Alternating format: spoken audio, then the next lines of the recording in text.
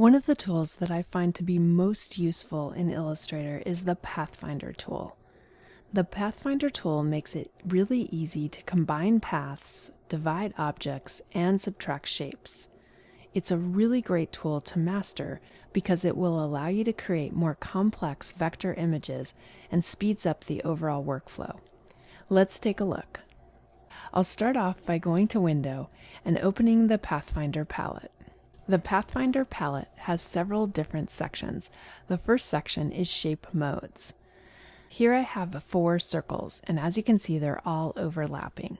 I'm going to select all 4 circles, and we're going to use the Unite command. The Unite command is pretty self-explanatory in that when we click it, it's going to unite all the objects and make one new unique shape. This is the perfect tool for creating more complex forms by using simple shapes initially. The next Pathfinder tool that we have is the minus front. Here I have 2 circles. If I go ahead and select these and we use minus front, you'll see that I end up with a moon sliver. So this object would normally be a little bit difficult to create, but using the Pathfinder, you can create it very simply and easily. The next option that we have is the intersect option. This is going to give you a new object that's generated by the overlapping section of the elements. So with these 2 circles selected, if we go ahead and use intersect, you'll see that I end up with this new shape. Once again, I have 2 overlapping circles. This time we're going to use the exclude function. The exclude option will basically give you the opposite of the intersect. It's going to punch a hole in the overlapping areas. So the new shape is going to consist of the original shapes except for the areas where they overlapped. Now we'll look at the tools that are under the Pathfinder function. The first one that we're going to look at is divide. So as you can see, I have 4 overlapping circles. When I click divide, we don't really see a big difference other than that we now see all of the strokes. But if I go ahead and use my group selection tool and select the individual pieces, you can see that all of these shapes have now been cut and divided. So every single piece that was overlapping with another segment of the circle becomes its own unique shape. Once again, this is a great way to be able to create unique individual shapes or create more complexity from something simple. These 5 tools are probably the ones I use the most, but let me show you the rest of the Pathfinder tools so that you understand how to use them. We're going to go ahead and look at the next 2 options with the same sort of shape so that I can show you the difference between the 2. We'll go ahead and start off by selecting this first set of shapes, which is a circle and a triangle. We're going to use the trim method. When I click trim, you can see that the stroke has been removed, and if we use our group selection tool and select one of these shapes, this option will remove any hidden parts that are behind the initial object that was in the front. Both objects will still retain their own individual colors. It doesn't merge the objects with the same color, and it removes the strokes. If we use the merge option, it's going to look like it does the exact same thing. So once again, if I select the shape of the triangle and pull it out, it looks identical. The difference is going to be that if I undo both of these elements, and if we go ahead and change the color of the triangle so that it matches the color of the circle, and then we'll run these 2 options again. So I'm going to select the first set of shapes and we'll use trim. Now, as you can see, if we use our group selection tool and select the triangle, the shapes are going to work in the same way. But if we do the same exact thing on the second set and we use merge, now the shapes have been merged together. So merge is basically going to act just like trim unless the colors are the same. And if the colors are the same, it will remove the stroke and merge them together. Now I have two overlapping circles. The yellow circle is slightly larger and sits in front of the green circle. We're going to go ahead and we're going to use the crop setting.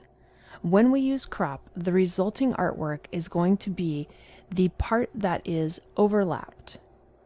What's going to happen is the crop option will crop the bottom object and delete any of the artwork that falls outside the uppermost object's boundaries.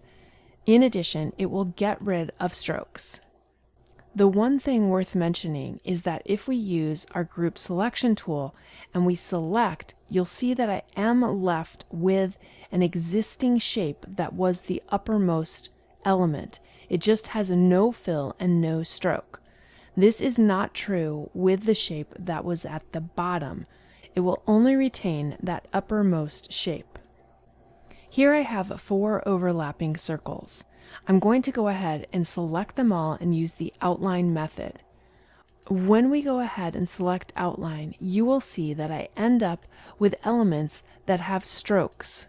If we increase the stroke weight, you will see that the stroke color is going to be dictated by the color of the original fill of the image. So essentially, it takes the original images, it goes ahead and divides them into separate unique pieces, but the colors for those unique pieces are going to be inherited by the fill color of the original shape. Here I have 2 shapes. One is a 4-pointed star and one is a circle. This time we're going to use minus back. So if I click this, you will see that it's going to subtract the artwork that was in the back, and it will cut out the section in which the elements overlapped. Using the Pathfinder, we have a lot of ways in which we can modify our artwork. Let's go ahead and revisit the octopus shape that we had created earlier. As you may recall, this particular path consists of 5 shapes. We have the body of the octopus, and then we have the 4 legs. I'm going to select all of these shapes, and we're going to use Unite. This will unite the shapes together. So now if I go ahead and add a fill color, you will see that this is one united shape. We have created something more complex by combining multiple shapes together. If we reference our original artwork, I'm going to show you how we can create these eyes. These eyes are created using 3 circles. So I'll go ahead and get my ellipse tool. I'm going to hold down my shift key to draw a perfect circle. I'll go ahead and I'll fill the circle with white, and then I'm going to eliminate the stroke. We'll go ahead and we'll place this circle onto our octopus body. Now I'm going to use my scale tool and I'll hit return, and I'm going to scale down the next circle by 70% and make a copy. This new circle is going to have a black fill and no stroke. Now I'm going to make one more duplicate copy. So I'll use my scale tool again, I'll hit return, and this time we'll scale down by 50% and make one additional copy. The color for the fill is going to be white with no stroke. Then I'm going to position this new circle in the upper left-hand area of the eye. I'll now go ahead and I'll select the small circle and the medium circle, and in the Pathfinder we'll use minus front.